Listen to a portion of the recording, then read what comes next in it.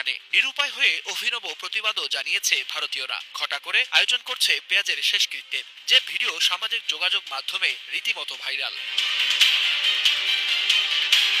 চলতি বছরে বাংলাদেশে পেঁয়াজের উৎপাদন গেল কয়েক বছরের তুলনায় রেকর্ড পরিমাণ বৃদ্ধি পেয়েছে।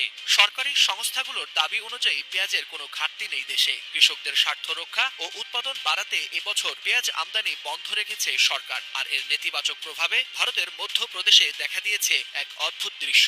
দাম না পাওয়া ও বাংলাদেশের মতো বড় ক্রেতা হারিয়ে দেশটির হতাশ কৃষকরা প্রতীকীভাবে অন্ত্যেষ্টিক্রিয়া করেছেন তাদের ফসলের, আয়োজন করছেন পেঁয়াজের শেষকৃত্য। বাংলাদেশের কৃষকের ঘরে যখন নতুন দেশি পেঁয়াজের স্বস্তির হাওয়া, তখন দেশের সীমান্ত পেরিয়ে ভারতে চলছে এক ভয়াবহ বিপর্যয়। মধ্যপ্রদেশের মন্দসর জেলায় পেঁয়াজের দাম নেমেছে ঐতিহাসিক সর্বনিম্নে। কেজি প্রতি মাত্র 2 রুপিতেও মিলছে না ক্রেতা। প্রতিবাদে কৃষকরা রাস্তায় ফেলছেন পেঁয়াজের বস্তা, এমনকি পালন করছেন প্রতীকী শেষকৃত্য। তাদের অভিযোগ, বাংলাদেশে রপ্তানি বন্ধ হয়ে যাওয়ায় বাজারে অতিরিক্ত সরবরাহ তৈরি হয়েছে, আর তাতেই পেঁয়াজের এই দরপতন।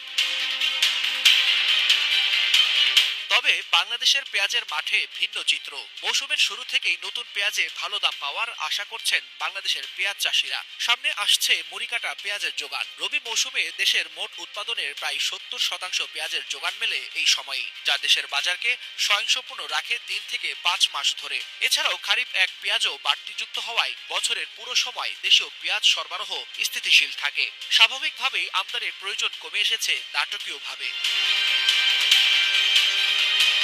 ভারতীয় সংবাদ মাধ্যম ইকোনমিক টাইমস ও ইটিভি জানাচ্ছে, বাংলাদেশ আগে ভারতের মোট পেঁয়াজ রপ্তানির প্রায় 1/3 কিন্তু এবার সেই দরজা বন্ধ। বিশেষজ্ঞরা বলছেন, বাংলাদেশের উৎপাদন ক্ষমতা বৃদ্ধি পাওয়ায় আমদানি বন্ধ রাখা হয়েছে কৃষকের স্বার্থেই। ফলে ভারতের পাইকারি বাজারে পৌঁছে যাচ্ছে বিশাল মূল্যের পেঁয়াজ।